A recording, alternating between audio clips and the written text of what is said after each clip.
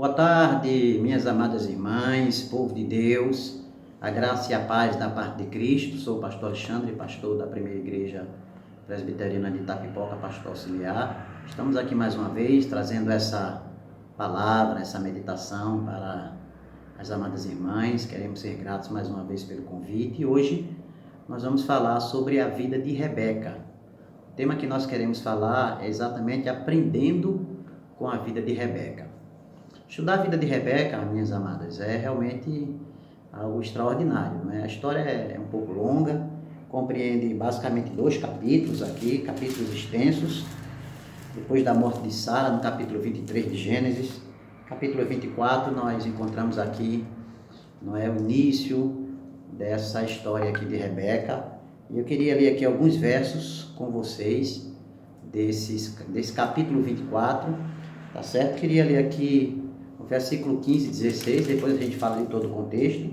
Versículo 15 e 16, que diz assim: Considerava ele ainda, quando saiu Rebeca, filha de Betuel, filho de Milca, mulher de Naor, irmão de Abraão, trazendo um cântaro ao ombro.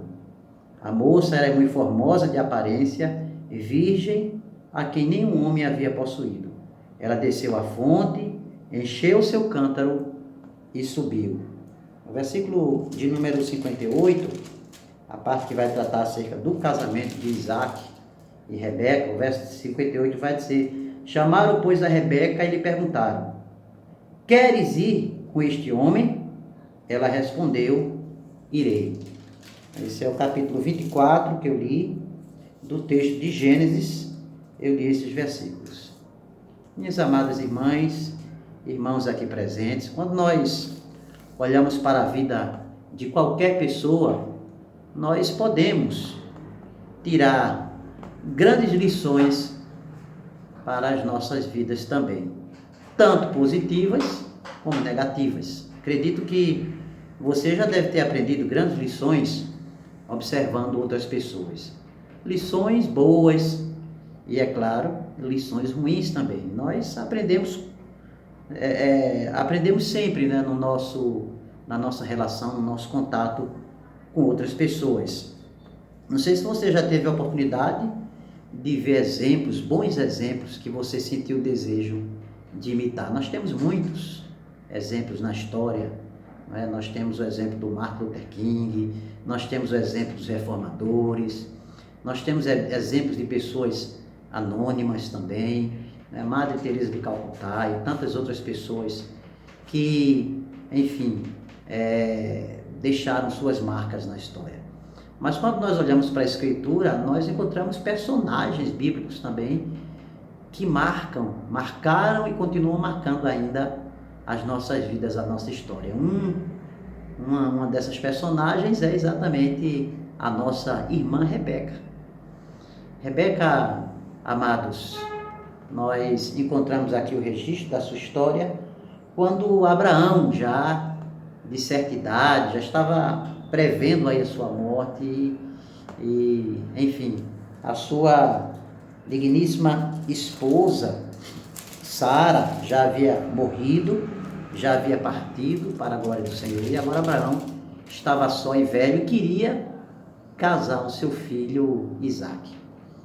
A narrativa do texto aqui, a partir do versículo de número 1 de Gênesis capítulo 24, nós temos aqui o texto dizendo que Abraão já estava velho, que o Senhor havia abençoado Abraão em tudo, e agora, para que ele pudesse fazer jurar pelo Senhor Deus do céu e da terra, que Isaac não viesse tomar uma outra mulher para si, que não fosse do povo ali da aliança, do povo de Deus, Abraão chama o seu mordomo fiel, esse homem que aparece aqui na Escritura, que o texto não diz quem é ele, não diz o nome dele, né? Alguns chegam a dizer que, não é, que esse homem ele era uma pessoa de fato, que estava há muitos anos com Abraão, e realmente estava, o texto mostra isso.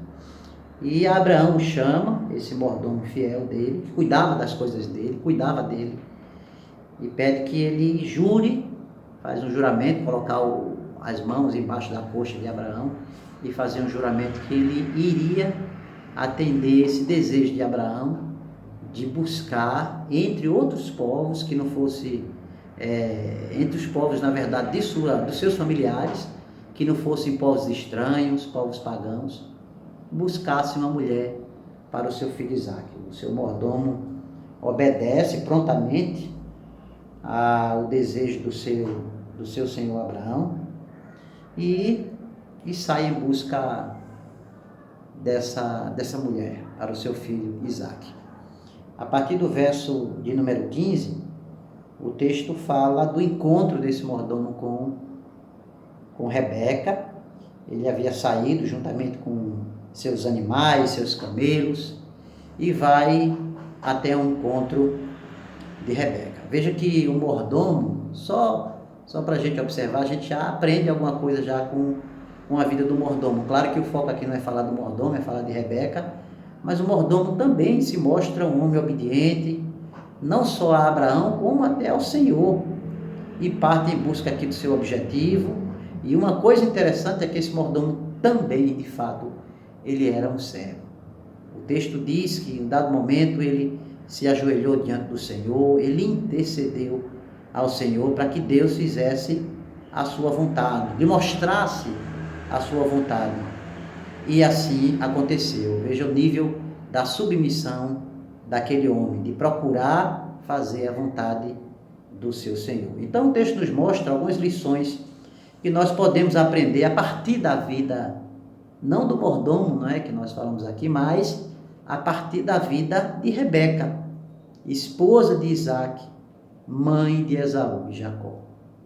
Então, minhas amadas, a primeira coisa que a gente aprende aqui observando esse texto de Gênesis 24, que nós lemos apenas alguns versículos, o texto é extenso, mas a gente vai observando alguns versos. A primeira coisa que a gente aprende é que nós devemos conservar puro o nosso coração. A pureza é algo que Deus pede de nós. No versículo de número 16, o texto diz que a moça era muito formosa de aparência e virgem, a quem nenhum homem havia possuído. Ou seja, Rebeca, quando se encontrou com esse mordomo, ela era pura, ela era virgem. E aí a gente pode utilizar até essa parte do texto e trazendo aqui como que uma metáfora, não é? Da pureza da igreja também. A igreja precisa estar pura para se encontrar com o seu Senhor. Assim como Rebeca precisou estar pura para se encontrar com Isaque, o seu Senhor, aquele que seria o seu esposo, nós, a igreja, precisamos estar puros para nos encontrar com o nosso Senhor. Precisamos nos guardar da impureza. E essa moça, essa jovem virgem, havia se guardado, tinha se guardado há tanto tempo, era uma mulher de Deus, esperando o momento certo de se encontrar com o seu Senhor, com o seu marido. Claro que nós podemos extrair muitas aplicações aqui. Aplicação para a questão da pureza mesmo sexual, da castidade que as moças precisam guardar, a sua pureza para o seu esposo, de não ter nenhuma prática sexual antes do casamento, que é contrário à Escritura Sagrada, e é bíblico que assim seja. Isso pode ter aplicação nesse sentido, mas nós também podemos aplicar no sentido da pureza, da santidade, da santificação que nós devemos guardar para nos encontrarmos com o nosso noivo, o nosso Senhor. A gente sabe que a figura, o Novo Testamento usa muito a figura da igreja como uma figura da noiva, que espera ansiosamente a chegada do seu noivo para se encontrar com ele. Assim, minhas amadas, nós também devemos guardar puro o nosso caminho. Como diz a própria Escritura, de que maneira poderá o jovem guardar puro o seu caminho? Observando segundo a palavra de Deus. De que maneira poderemos guardar puro o nosso caminho para nos encontrar com o Senhor? Observando a palavra do nosso Deus. A santificação, a pureza de vida, buscar essa pureza de vida, a integridade de vida é um princípio bíblico. A santificação é um processo que continua depois da nossa conversão. Uma outra coisa interessante que a gente aprende aqui, né, além de guardarmos puro o nosso caminho, e essa é a vontade de Deus para todo o seu povo, é claro que o mundo vai dizer o contrário, mas obedecer à vontade de Deus é o que devemos fazer, guardar puro o nosso caminho. Mas uma outra coisa que a gente também aprende aqui com Rebeca, além de ela ter se guardado, não é, incontaminada, pura, para esse momento do encontro com o seu esposo, Isaac, ela também teve um coração disposto a servir. Essa é uma outra coisa que a gente aprende também com Rebeca. Nós devemos ter um coração disposto a servir. O verso 17 a 20 vai dizer: então o servo saiu-lhe ao encontro e disse: dá-me de beber um pouco de água do teu cântaro. Isso é o mordomo de Abraão, olhando para Rebeca, não é? E chega para ela e diz: dá-me um pouco de água do teu cântaro. Ela respondeu: bebe, meu senhor. E prontamente, baixando o cântaro para a mão, lhe deu de beber. Acabando ela de dar de beber, disse: tirarei água também para os teus camelos, até que todos bebam. E o versículo 20: e apresentando-se em despejar o cântaro no bebedouro, correu outra vez ao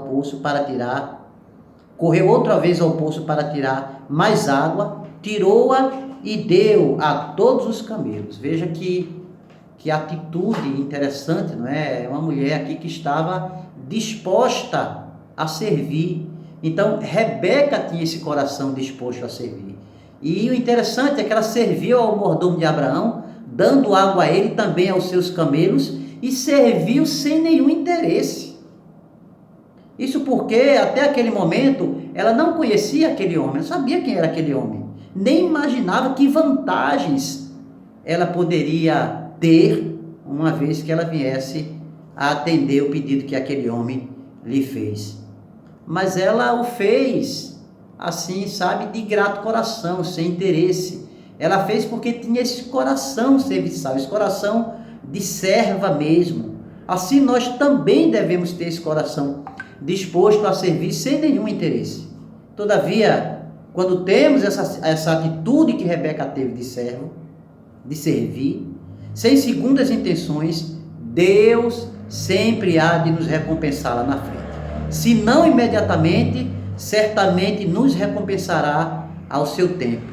No caso aqui de Rebeca, a sua disposição em servir não só lhe trouxe preciosas joias, presentes, porque aquele mordomo depois, quando foi até a sua casa, não é, lhe presenteou com joias, não só quando foi na sua casa, antes mesmo ali, quando estava ainda ali naquela fonte, ele a presenteou com joias. E depois, mais na frente, presenteou toda a sua família. Todos foram beneficiados, não só ela, como toda a sua família, com os presentes que recebeu. Ou seja, aquela atitude de Rebeca trouxe benefícios maravilhosos, bênçãos da parte de Deus. E claro, a Bíblia diz ainda que lá na frente ela recebeu o maior de todos os presentes, que foi se encontrar com aquele que seria o seu digníssimo esposo, Isaac.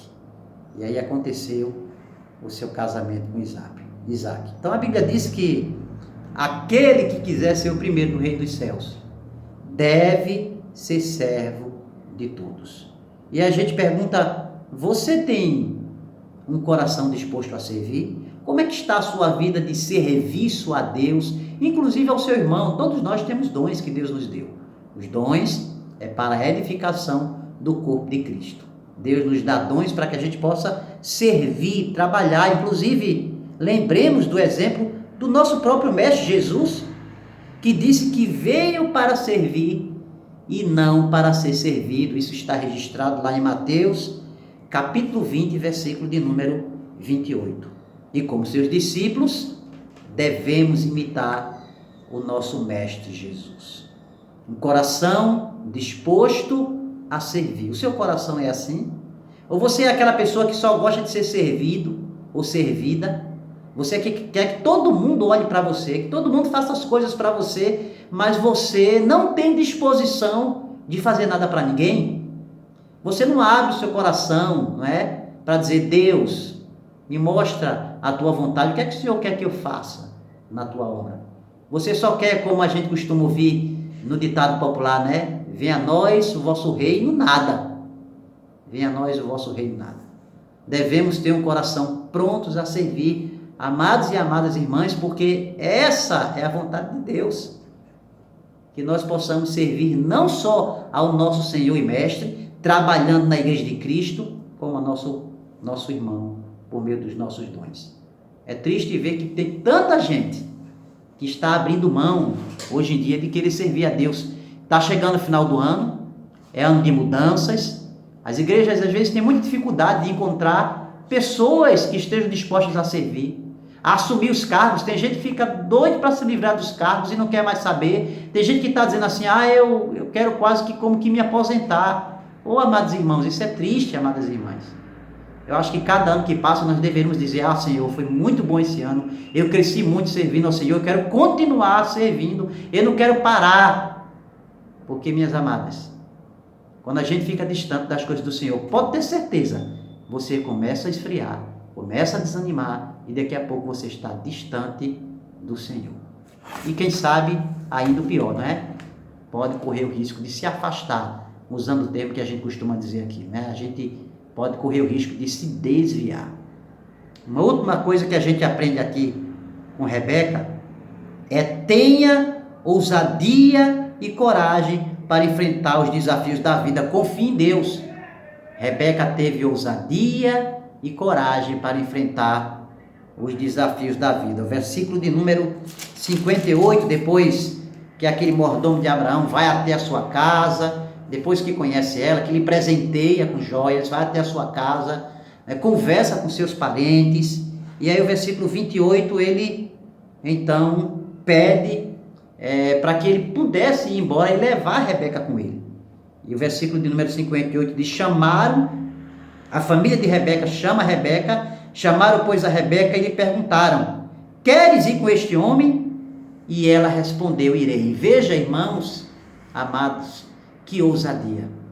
Rebeca não tinha noção, não é, do que poderia acontecer com ela. Era tudo novo, era tudo muito assim, possivelmente assustador para ela, porque ela não sabia o que iria acontecer. Alguém que ela não conhecia chega de repente na sua presença ali naquele local onde ela foi buscar água, e de repente aquela pessoa disse que trouxe uma mensagem de Deus, que ela seria o esposo, não é, do seu senhor, que era Abraão, e conta toda aquela história, vai até a casa dela e conta a história para os seus pais. De repente ela se vê ali, não é, como que com aquele desafio de ir embora e confiar que aquilo de fato, que aquele homem tinha sido de fato vindo, enviado por Deus, que aquele homem era um instrumento de Deus para abençoar a vida dela. E ela saiu, e ela obedeceu, e ela foi. Nós, quando olhamos para essa atitude aqui de Rebeca, amados irmãos, eu fico imaginando que coragem. Porque imagine as mudanças que aquele desafio representava para Rebeca.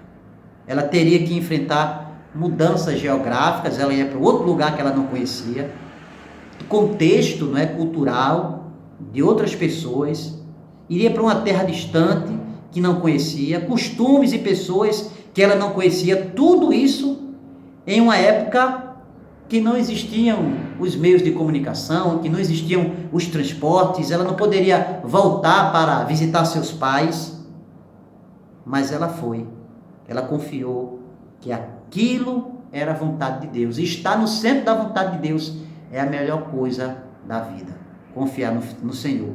De fato, seria um grande desafio. E, amados irmãos e minhas irmãs queridas, para a gente enfrentar os desafios que a vida nos impõe, é necessário uma boa dose de ousadia, pois os grandes desafios trazem consigo grandes mudanças. E Rebeca, ela tem muito a nos ensinar com isso. Ela enfrentou esses desafios que viriam diante dela, confiando no Senhor. Ela sabia que Deus estaria com ela. E temos que ter a certeza que os desafios que aparecem para nós, temos que enfrentar com coragem. Os desafios, inclusive, de servir a Deus, de nos envolver com as coisas do Senhor. Se desafie a isso, não tenha medo, não diga, Senhor, eu não posso, está chegando o final do ano. Se envolva com as coisas do Senhor. Não rejeite os convites que o pastor te fizer, que alguém te fizer. Se envolva, não fique sem fazer nada. Se você já está pensando aí, está chegando o final do ano, se Deus quiser, eu vou largar essa sociedade, vou largar essa atividade que eu faço aqui na igreja, não vou querer saber. Tem muita gente nova aí que pode fazer no meu lugar. Não faça isso.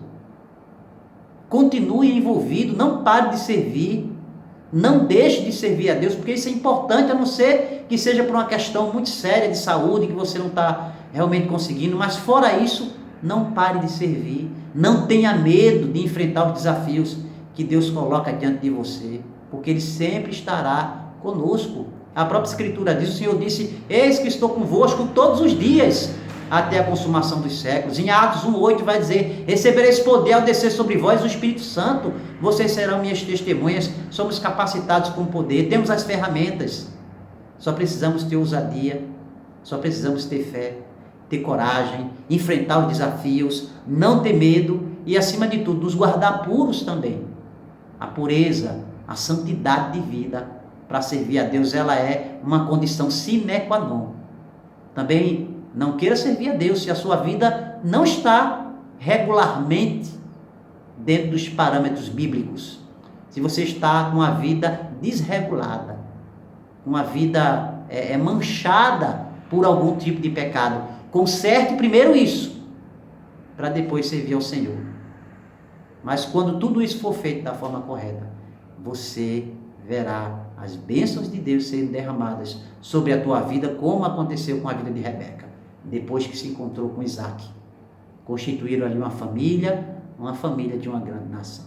Que Deus em Cristo muito te abençoe, e que a vida de Rebeca possa servir de exemplo para você, da sua pureza, fazendo esse paralelo com a pureza da santificação, da sua vida de serva, de servir, esse desejo de servir, e da sua ousadia de enfrentar os desafios da vida.